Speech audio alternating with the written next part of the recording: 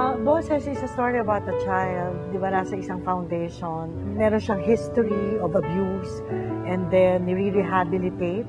He found it, it's a journey, it's a process na habang hindi niya alam na he was up for rehabilitation, na hindi sinasadya, he found the solace in the music of yung violin.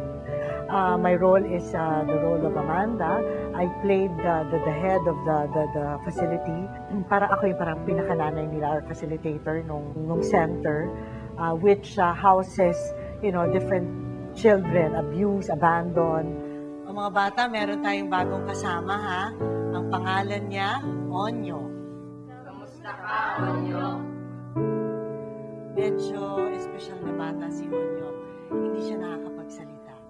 It's been quite some time, but it's been very exciting. First, because seeing Julian at the time, when he was his age, very expressive yung mata. It's always fun and refreshing to be working with people na ganon. Plus yung staff and crew, medyo kilala ko, almost everybody. So, you know that you're working with people who has the same wavelength as yours, or that you're all doing a nice project. One of the things that really excited me was to be working with Mr. Bolipata. I'm a fan of his music. It was really fun. May mga magulang na handang magbago at pilit na nagbabago.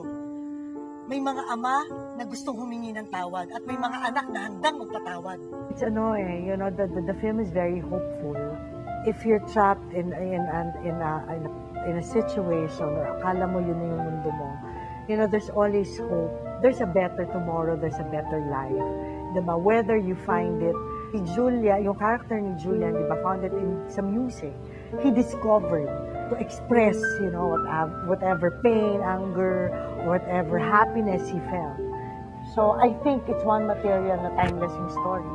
Inaanyayahan po namin kayo na sana po tangkilikin niyo po at supportahan ang Boses. Palabas na po sa July 31 in all the SM cinemas. Magandang paglalakbay po ito ng tungkol sa buhay, pagdidiscover, pagiging hopeful. So sana ho, samahan niyo kami at supportahan niyo kami. Kita-kita po tayo July 31.